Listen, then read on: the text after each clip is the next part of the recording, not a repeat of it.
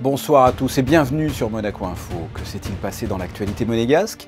Eh bien, vous allez le savoir dans ce journal. Les épreuves des Jeux méditerranéens à Oran ont débuté. Nous reviendrons sur la compétition, notamment au Sport Boule. Vous allez le voir, c'est une histoire de famille.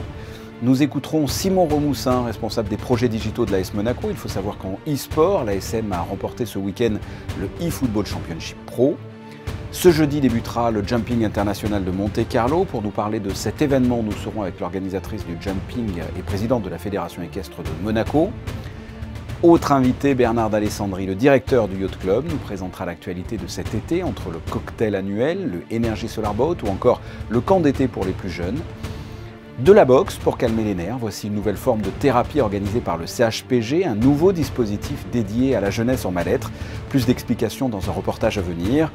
Et enfin, coup de projecteur sur les petits chanteurs de Monaco, fondés en 1974. Depuis, ils parcourent le monde lors de tournées, vous allez le découvrir. Après la crise sanitaire, il faut réapprendre à chanter sans masque. Prenons des nouvelles de la délégation monégasque aux Jeux méditerranéens. Les premiers résultats tombent pour les athlètes rouges et blancs. L'équipe de Sport Boule, actuellement en quart de finale, se distingue par ses performances, mais aussi par un petit plus inhabituel. Émilie Rousseau, vous êtes sur place à Oran. Qu'est-ce qui fait que la participation des Monégasques en pétanque est si particulière ? Eh bien tout simplement parce que l'équipe est composée de deux membres de la même famille, le père et le fils. Ils s'appellent Claude et Guillaume Campillo et vivent ensemble leur deuxième jeu méditerranéen. Alors est-ce que ce lien familial est un plus dans cette compétition où ils affrontent les meilleurs? C'est ce que nous avons voulu savoir. Le tirage au sort n'aura pas été clément pour les Monégasques. La doublette rouge et blanche a hérité de l'Espagne et de l'Italie pour son entrée en compétition au complexe Lofa d'Oran. Deux pays qui à eux deux cumulent les titres champion du monde ou champion d'Europe. Deux pays qui auront causé bien des soucis à Monaco. Si le score face à l'Espagne est sans appel, 13-1, Claude et Guillaume Campillo auront su faire douter l'Italie. Pourtant en tête à mi-parcours, les Monégasques se font avoir par l'expérience du duo transalpin. Défaite 13-12. Ils ont une dernière chance d'accéder au quart de finale, mais pour cela, il faudra battre la Turquie en repêchage. Les choses n'ont pas démarré comme prévu. Menés rapidement, on pense que l'aventure des Monégasques va s'arrêter là. Et pourtant. Au bout de 3 à 4 mènes, ils nous menaient 11-2. Donc on était presque à la rue. Et je ne sais pas, on a peut-être eu un déclic, on s'est sorti un peu les tripes et on les a remontés, on les a battus 13-12. C'est pour ça que les jeux, on les apprécie plus après une victoire qu'une défaite, qu'une contre-performance. Et ces jeux, Claude Campillo les apprécie doublement car il peut les vivre avec son fils, Guillaume. 13 ans après leur première participation aux Jeux méditerranéens de Pescara, ils revivent de nouveau ces émotions sportives ensemble. La relation elle se passe très bien, on est père et fils mais on est aussi deux potes parce que quand il y a des parties où c'est un peu tendu, on pense plus que c'est mon père, il y a le mot d'encouragement ou de sa part ou de moi. Moi c'est vrai que je suis un peu difficile à jouer parce que je râle pas mal, mais non, voilà, on a fait l'effort, j'ai fait l'effort, voilà, le moment où il était moins bien, j'ai essayé de tout faire pour qu'on s'en sorte et puis c'est super, ça s'est passé super bien. Et comme si son histoire n'était pas si surprenante que cela, en plus de vivre cette compétition avec son père, Guillaume Campillo partage cette aventure avec sa femme, Sabrina, engagée elle sur l'épreuve de tir de précision. Vous l'aurez donc compris, chez les Campillo, le sport boule est une affaire de famille. Et sachez qu'en tir de précision, l'aventure s'est arrêtée aux portes des demi-finales pour Guillaume Campillo. Et toujours dans l'actualité sportive de ce mardi, la SMFC a officialisé l'arrivée du milieu de terrain Takumi Minamino en provenance de Liverpool pour 15 millions d'euros pour une durée de 4 ans. Place à l'e-sport maintenant, toujours avec l'AS Monaco, avec la victoire ce week-end du eFootball Championship Pro, un tournoi international de grande envergure. Simon Romoussin, responsable des projets digitaux de l'AS Monaco, nous parle de ce succès. C'est la 3e couronne européenne en 4 ans pour l'AS Monaco, avec une année qui a été mouvementée avec un changement de joueurs, un changement de format de la compétition qui nous a amené un peu à retravailler, à redéfinir les objectifs avec le staff, avec les joueurs, avec le club. Et la finalité, c'est qu'on remporte cette 3e couronne européenne face au Bayern Munich en finale. Donc, c'est un très grand accomplissement pour le club et pour les joueurs. L'équivalent dans le football, c'est la Ligue des Champions parce que c'est une compétition qui est composée entre 8 et 10 clubs européens Pour vous donner une petite idée du tableau, en plus de l'AS Monaco, vous avez le Bayern Munich, Manchester United, Arsenal, la Juventus et Barcelone, plein de très gros clubs. Et on est sorti de la phase de poule en deuxième position. Et derrière, en quart de finale, nous avons battu Galatasaray, en demi l'AS Roma et en finale le grand Bayern Munich. C'est une progression, oui, parce que ça prouve le savoir-faire du club dans l'encadrement et le développement de jeunes talents en termes e-sport. Cette année, donc, l'eFootball Championship Pro se joue avec 3 joueurs. On a changé 2 des 3 joueurs. Donc, ça veut dire qu'il y a un vrai savoir-faire du club dans la manière d'accompagner les joueurs pour atteindre des objectifs qui sont bien précis, qui sera toujours de gagner. C'est dans l'ADN du club. Donc ça vient concrétiser tout ça. Et l'objectif, de toute façon, reste même pour l'AS Monaco sur les jeux de e-foot qui sont FIFA et l'eFootball Pro, c'est d'être le numéro 1 européen sur ces jeux-là et d'être vu vraiment comme une référence sur la scène e-foot. Ce jeudi débutera le Jumping International de Monte-Carlo, une des étapes du Longines Global Champions Tour, une compétition de saut d'obstacles labellisée 5 étoiles. Pour nous parler de cet événement, nous sommes avec l'organisatrice du Jumping et présidente de la Fédération équestre de Monaco, Diane Fisser. Bonsoir. Bonsoir. À 48 heures de l'événement, quelles sont les étapes qu'il reste à franchir? Où en est-on, par exemple, concernant le montage? Quand est-ce que les chevaux arriveront-ils? Où en est-on, tout simplement? Nous sommes à la fin du montage. Les chevaux arrivent en fin d'après-midi et ils seront tous dans les écuries demain en fin de matinée. Quels sont les temps forts qui vont rythmer le jumping du 30 juin au 2 juillet? Le jeudi, nous avons des épreuves nationales, je dirais. On commence tous les jours par des épreuves nationales. Ensuite, nous avons des épreuves du CSI 2 étoiles et ensuite les épreuves du CSI 5 étoiles. Et nous aurons par exemple le jeudi la première étape de la Global Champions League qui terminera aussi le vendredi avec la Pro-Am. La Pro-Am cette année, et c'est une nouveauté, c'est une charité en faveur de la MAD. Et nous aurons entre 12 et 14 équipes qui vont concourir sur cette épreuve ludique qui est parrainée par Charlotte Gazieraghi. En chiffres, le jumping, ça représente combien de cavaliers, combien de chevaux, combien de personnes travaillent autour de cet événement? Écoutez, c'est énorme. Nous avons 240 chevaux, voilà, à peu près. Nous avons des équipes, c'est énorme, c'est à peu près 200 personnes, mais si vous voulez, elles ne sont pas toutes là au même moment, donc ça s'étale évidemment dans le temps. Mais je pense qu'il y a au moins 200 personnes qui travaillent sur l'événement. La principauté sera représentée également par des cavaliers ou pas? Oui, nous avons dans les petites épreuves nationales, nous avons pas mal de cavaliers de la principauté. Ce sont nos bébés. Et ensuite, nous avons des cavaliers qui vont concourir dans le 2 étoiles. Nous avons par exemple Eline Tomel, Dietlin Tomel, les 2 sœurs Alavena, Hilaria Soutera, les 2 sœurs Platini Valentine et Chiara, Amelia Blancs Clark, Inigo Lopez de la Osa, Anastasia Nielsen, Eva Rey, Roman Seré. Ce sont tous des cavaliers qui représentent Monaco aussi à l'international parce que parmi ceux-ci, certains vont partir au championnat d'Europe Children, Junior et Jeunes Cavaliers. Et enfin, globalement, avec votre expérience, quel regard vous portez sur cet événement? Quelle place occupe-t-il sur la scène internationale? C'est un rendez-vous incontournable, j'imagine. Bien, écoutez, à ce jour, nous pouvons dire que nous avons une place extrêmement importante au niveau international. C'est la raison pour laquelle cette année nous avons amélioré nos infrastructures. Nous avons fait un 2e paddock parce que notre leitmotiv c'est d'aller toujours plus haut et d'être les meilleurs en tout. Donc nous sommes obligés de suivre la cadence. Bien, le coup d'envoi de ce Jumping International ce jeudi 30 juin. Merci d'avoir répondu à mes questions. Merci à vous. Le bilan sanitaire hebdomadaire concernant la Covid-19, c'est avec vous Yannick de Bever. Bonsoir. Bonsoir Fabien, bonsoir à toutes et à tous. Monaco, comme la France, subit un rebond épidémiologique. La semaine dernière, 196 nouveaux cas positifs ont été enregistrés, confirmant la hausse des contaminations sur ce mois de juin. Le taux d'incidence passe ainsi de 411 à 501.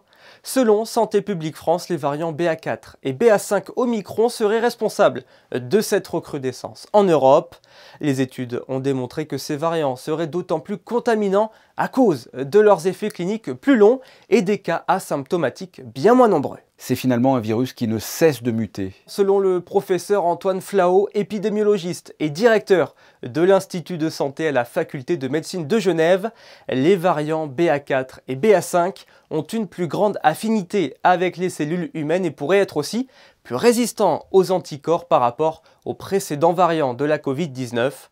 Comme c'est actuellement le cas au Portugal, une 4e dose de vaccin pourrait donc bientôt être proposée aux personnes les plus vulnérables. Nous aurons l'occasion d'en reparler d'ici là. Entre son cocktail annuel, le Energy Solar Boat ou encore son camp d'été pour les enfants, il y a de l'actu du côté du Yacht Club et nous sommes avec son directeur Bernard d'Alessandri. Bonsoir. Bonsoir.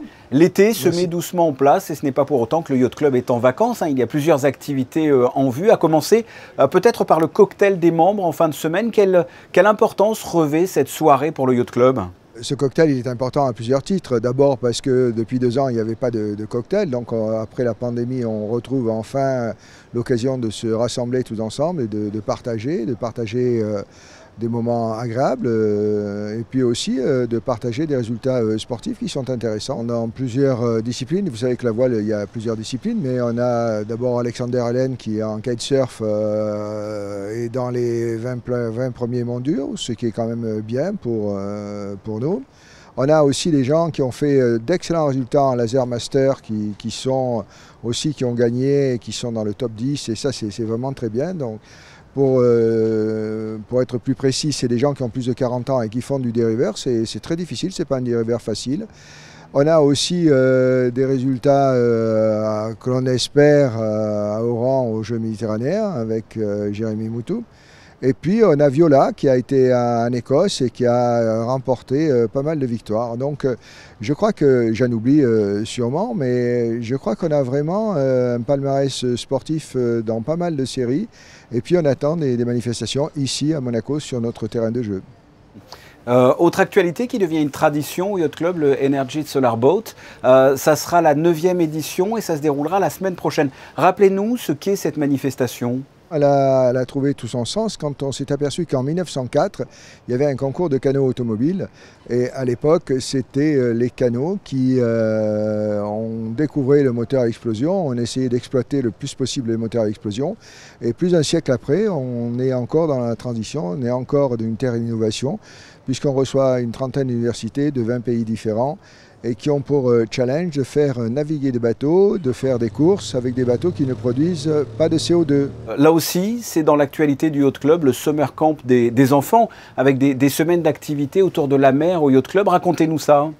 D'abord, on s'adresse aux tout jeunes, hein, c'est à partir de 7 ans. Et puis c'est un moyen, et pour certains c'est le premier contact avec la mer. C'est un moyen d'appréhender l'eau et tout ce qui se passe en mer. Alors, je ne dis pas qu'après ça, on soit un grand navigateur, mais après ça, on sait quand même, on a quelques rudiments de voile. Et puis, on a moins peur de l'eau et on sait jouer avec l'eau, dans l'eau et sur l'eau. Voilà. C'est toujours un moment très important dans la vie du club. On est absolument complet, il n'y a plus de place. Mais c'est un moment où tout le monde y prend beaucoup de plaisir, aussi bien les jeunes que les moins jeunes. Et cette année, avec une innovation, puisqu'on ouvre aussi à Navicap, c'est-à-dire qu'on ouvre aussi avec des cours spécialisés pour les enfants qui souffrent d'un handicap et à qui on fait découvrir la mer et la navigation. Et pour finir, Twiga, le voilier amiral du Yacht Club, vient de gagner une compétition à Venise. Vous pouvez nous en dire plus ? Vous savez que Twiga, c'est un peu le bateau ambassadeur du Yacht Club. Et il a rempli sa mission en allant à Venise où il y avait traditionnellement un rassemblement de bateaux classiques. Et Twiga a gagné une course. Et puis c'est là aussi beaucoup de membres qui se retrouvent sur Twiga et qui partagent ensemble de moments inoubliables de navigation dans le Grand Canal, avec un défi qui s'est déroulé en face de la place Saint-Marc, dans le Grand Canal. Voilà une actualité qui a été et qui est chargée pour le Yacht Club. Bernard d'Alessandri, merci. Merci à vous. Restons au Yacht Club qui a abrité ce mardi une nouvelle forme de thérapie liée à la boxe. C'est organisé par le CHPG depuis le mois de mars avec le soutien du CFM Indosuez dans le cadre de son programme philanthropique. Un nouveau dispositif dédié à la jeunesse en mal-être, pour l'heure en phase expérimentale. Quel est ce dispositif? Comment fonctionne-t-il? Les éléments de réponse dans ce reportage de Christine Latomel et Alexandra Marangoni. Son nom, Psychobox, un dispositif thérapeutique innovant face aux problématiques de violence chez les adolescents. Un programme qui s'adresse aux jeunes de 13 à 21 ans qui présentent des troubles du comportement et qui peuvent montrer parfois des signes d'agressivité envers autrui ou parfois même envers eux-mêmes. Différentes manifestations de violence, des violences retournées contre soi à travers les scarifications, des tentatives de suicide, des violences intrafamiliales qu'ont explosé pendant ce confinement en France, y compris à Monaco. Cette auto-agressivité peut être bien analysée et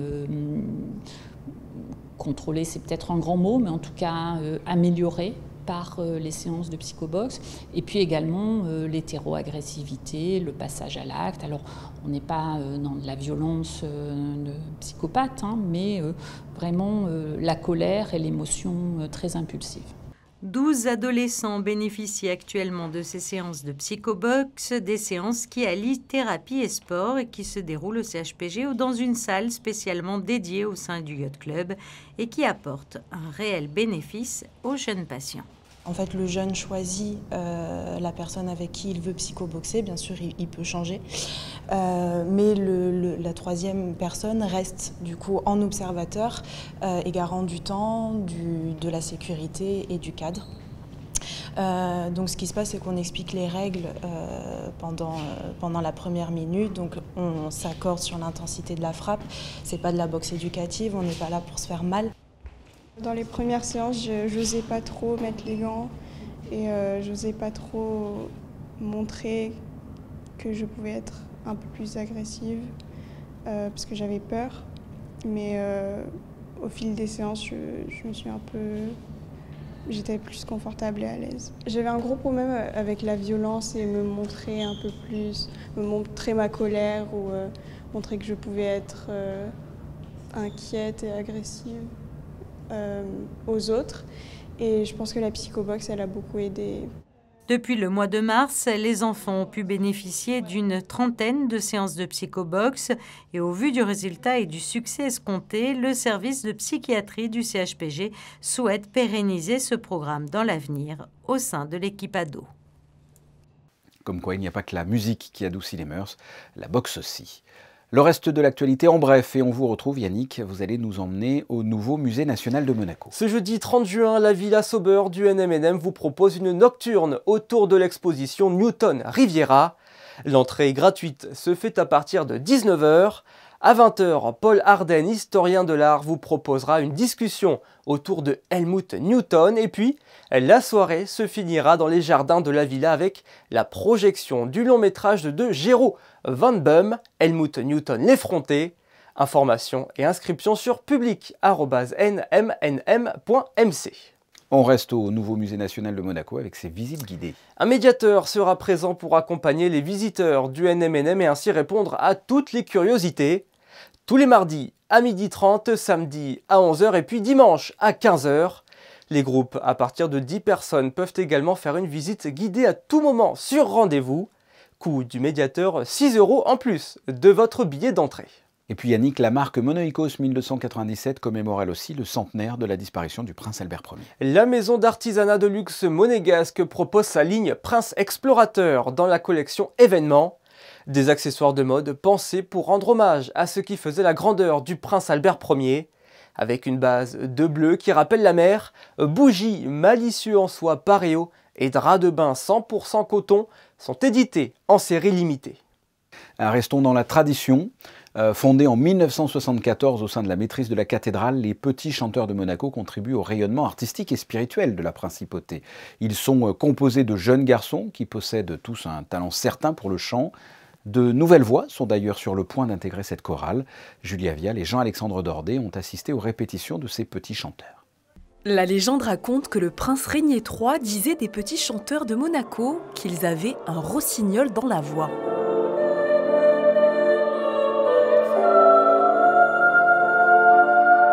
À l'heure du retour à une vie normale, les auditions ont repris à la cathédrale pour recruter une nouvelle génération de petits chanteurs. Par voie de presse, de communication, on fait savoir que chaque année à cette période, le recrutement est ouvert et il y a des petits candidats qui se manifestent, qui viennent tenter leur chance en audition. Ce sont des enfants à peu près de 9-10 ans. C'est bien pour commencer parce qu'il faut avoir une certaine autonomie, notamment pour les tournées de concert et stages à l'étranger.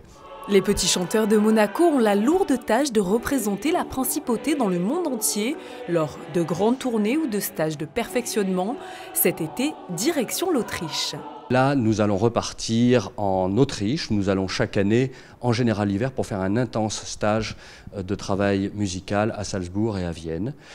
Pendant 2 années, nous avons dû renoncer à ce stage très important. Maintenant, les enfants sont enfin libérés du port du masque. Il faut savoir que pour un chanteur, pendant 2 ans, devoir chanter avec un masque sur la figure, c'est une horreur. Et il va falloir travailler pour leur réapprendre à nouveau à projeter le son.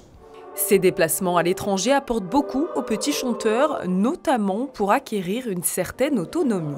On découvre le monde avec les petits chanteurs, on va dans des endroits que moi, par exemple, en Angleterre, je suis partie en Angleterre, je suis allée dans des endroits que je ne connaissais pas du tout et j'ai permis aussi à voyager tout seul, sans mes parents, à me gérer tout seul. La 14e tournée internationale des petits chanteurs prévue aux États-Unis est reportée depuis maintenant 3 ans. Elle devrait enfin avoir lieu l'année prochaine. Espérons-le sans masque. C'est le moment des prévisions météo avec des améliorations pour demain, Yannick. Ce mercredi, quelques nuages persisteront dans le ciel monégasque, mais il devrait faire globalement beau. Le thermomètre variera entre 21 et 26, alors que la mer stagne à 24 degrés. Ce mercredi 29 juin, Saint-Pierre et Saint-Paul sont célébrés en même temps. Bonne fête aux Pierre, Paul, quant au Jacques, on les fêtera le 25 juillet. Le soleil sera donc de retour, l'occasion par exemple d'aller prendre pourquoi pas une glace pour le goûter, ou pour quand vous voulez en fait, ça ne me regarde pas. Ce sont en tout cas les photos du jour et elles sont signées Michael Allez-y.